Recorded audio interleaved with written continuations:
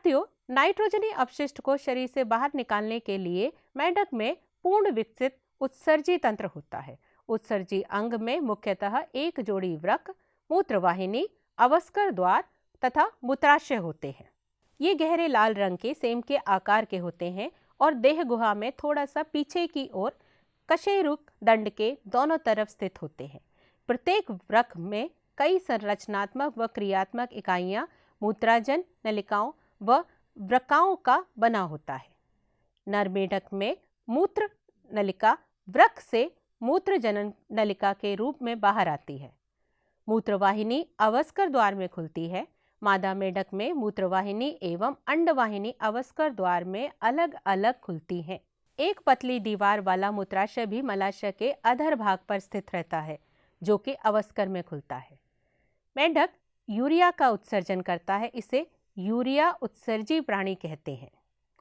उत्सर्जी अपशिष्ट रक्त द्वारा वृक्क में पहुंचते हैं, जहां से ये अलग कर दिए जाते हैं और उनका उत्सर्जन कर दिया जाता है।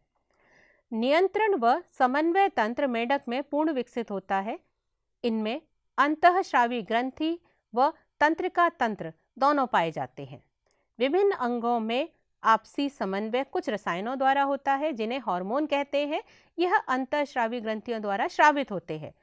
मेढक की मुख्य अंतःस्रावी ग्रंथियां हैं पीयूष ग्रंथि, थाइमस ग्रंथि, थायराइड ग्रंथि, अग्नाशयी दीपिकाएं, अधिवृक्क अर्थात एड्रिनल ग्लैंड और जनद अर्थात गोनाड। तंत्रिका तंत्र मस्तिष्क तथा मेरु रज्जु, केंद्रीय तंत्रिका तंत्र, परिधीय तंत्रिका तंत्र, कपालीय व मेरु तंत्र और स्वायत्त तंत्रिका तंत्र, ऑटोनोमिक नर्वस सिस्टम, अनुकंपी व परानुकंपी सिंपैथेटिक व पैरासिम्पैथेटिक तंत्र का बना होता है। मस्तिष्क से 10 जोड़ी कपाल तंत्रिकाएं निकलती हैं। मस्तिष्क हड्डियों से निर्मित मस्तिष्क बॉक्स अथवा कपाल के अंदर रहता है। यह अग्र मस्तिष्क, मध्य मस्तिष्क और पश्च मस्तिष्क में विभाजित होता है। अग्र मस्तिष्क में घ्राणपालिया, जुड़वां युग्मनित, प्रमस्तिष्क गोलार्ध और केवल एक अग्र मस्तिष्क पश्च होते हैं। मध्य मस्तिष्क में एक जोड़ा द्रकपालियां का बना होता है। पार्श्व मस्तिष्क अनुमस्तिष्क एवं मेडुला ऑब्लोंगेटा का बना होता है। मेडुला ऑब्लोंगेटा महारंध्र से निकलकर मेरुदंड में स्थित मेरुरज्जु से जुड़ा रहता है। मेढक में विभिन्न प्रकार के संवेदी अंग भी पाए जाते हैं, जैसे स्पर्श अंग, संवेदी पिप्पल, स्वाद अंग, स्वाद कलिकाएं, नासिका उपकला दृष्टि, नेत्र व श्रवण, कर्णपटह और आंतरिक कर्ण। इन सब में आंखें और आंतरिक कर्ण सुव्यवस्थित होते हैं और बचे हुए दूसरे संवेदी अंग केवल तंत्रिका सिरों पर कोशिकाओं के गुच्छे होते हैं। मेढक में एक जोड़ी गोलाकार नेत्र गड्ढों में स्थित होते हैं। याद करने का प्रयास कीजिए कि क्या आपने कभी मेढक का कान देखा है? मेढक में बाह्य कर्ण अनुपस्थित होता है, केवल कर्णपटप ही बाहर से दिखाई देता है। कर्ण एक ऐसा अंग है जो सुनने के साथ साथ संतुलन का भी कार्य करता है। मेढक में मादा व नर जनन तंत्र अलग एवं पूर्ण सुव्यवस्थित होते हैं।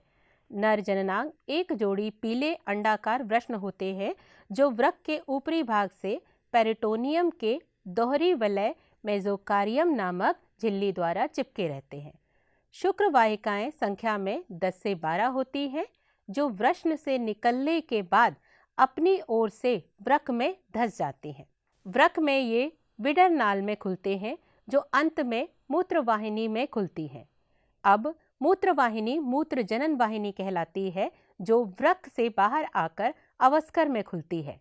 अवस्कर एक छोटा मध्य कक्ष होता है, जो कि उत्सर्जी पदार्थ, मूत्र और शुक्राणुओं को बाहर भेजने का कार्य करता है। विद्यार्थियों, मादा मेढक में वृक्क के पास एक जोड़ी अंडाशय उपस्थित होते हैं, लेकिन इनका वृक्क से कोई क्रियात्मक संबंध नहीं होता है। एक जोड़ी अंडवाहिनियां अवस्कर में अलग अलग खुलती हैं। एक परिपक्व मादा एक बार में 2500 से 3000 अंडे दे सकती है। इनमें बाह्य निषेचन पानी में होता है। भ्रूण परिवर्धन लार्वा के माध्यम से होता है। लार्वा टेडपोल कहलाता है। मेंढक मनुष्य के लिए लाभदायक प्राणी है। यह कीटों को खाता है और इस तरह फसलों की रक्षा करता है। मेंढक वातावरण संतुलन बनाए रखते हैं क्योंकि यह पारिस्थितिकी तंत्र का एक महत्वपूर्ण भोजन श्रृंखला की कड़ी है। कुछ देशों में मांस अल्पाद मनुष्यों द्वारा भोजन के रूप में इस्तेमाल किए जाते हैं।